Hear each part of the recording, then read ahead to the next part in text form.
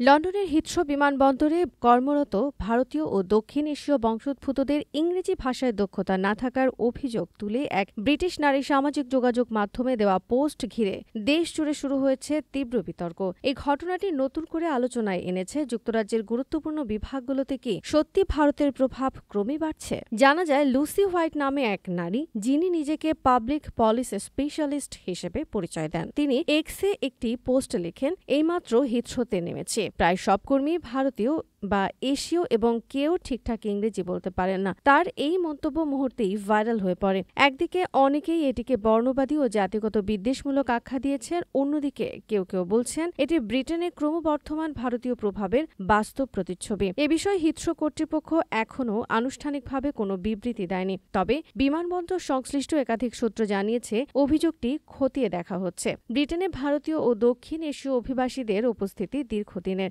NHS, transport এবং বিমানবন্দর ব্যবস্থাপনা সহ অনেক গুরুত্বপূর্ণ খাতে তাদের ভূমিকা উল্লেখযোগ্য। তবে এই ঘটনা ঘিরে এক নতুন বিতর্কের জন্ম হয়েছে।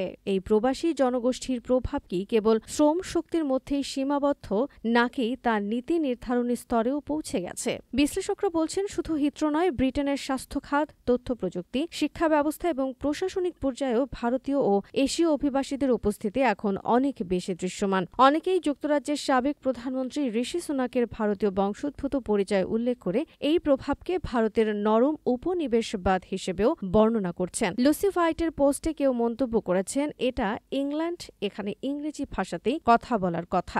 আবার অনেকে পাল্টা যুক্তি তুলে ধরে লিখেছেন, বৈচিত্র্যপূর্ণ সমাজ গঠনে তো যুক্তরাজ্য নিজেই উদাহরণ তৈরি করেছে, এখন সেই বৈচিত্র্য নিয়েই অসন্তোষ কেন? উল্লেখ্য যে বিতর্কের কেন্দ্রবিন্দু হিথ্রো বিমানবন্দর ইউরোপের অন্যতম ব্যস্ত আন্তর্জাতিক গেটওয়ে। প্রতি বছর কয়েক কোটি যাত্রী এখানে যাতায়াত করেন। বিমানবন্দরের কর্মী বাহিনীতে অন্তত ৮০টিরও বেশি দেশের মানুষ কাজ করেন, যার মধ্যে ভারতীয় উপমহাদেশীয় কর্মীদের অংশগ্রহণ উল্লেখযোগ্য। এই ঘটনার পর ব্রিটিশ মিডিয়া, রাজনীতি এবং সাধারণ জনমনে নতুন করে প্রশ্ন জেগেছে, যুক্তরাজ্যের প্রশাসনিক ও পরিষেবা খাত কি এখন বাস্তবিক অর্থেই ভারতীয় প্রভাবের অধীনে? বিশেষজ্ঞরা সতর্ক করে বলছেন, এই ধরনের মন্তব্য ও বিতর্ক অভিবাসীদের বিরুদ্ধে ঘৃণামূলক রাজনীতিকে উস্কে দিতে পারে। তবে স্পষ্টতই বলা যায়, লুসি হোয়াইটের মন্তব্য শুধুই একটি ব্যক্তিগত অনুভূতি নয়, বরং এটি ব্রিটেনের সমসাময়িক অভ্যন্তরীণ নীতি, জাতিগত সম্পর্ক এবং উপনিবেশ উত্তর বাস্তবতার একটি জটিল প্রতিফলন। হিথ্রো এয়ারপোর্টের ভারতীয় বংশোদ্ভূত এক কর্মী বলেন, আমি প্রতিদিন শত শত যাত্রীকে সাহায্য করি, বিভিন্ন ভাষায় কথা বলতে হয়,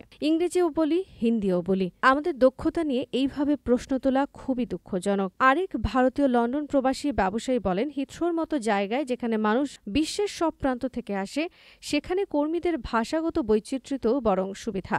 ইংরেজি না জানার অভিযোগ আসলে এক ধরনের ছুতো মাত্র।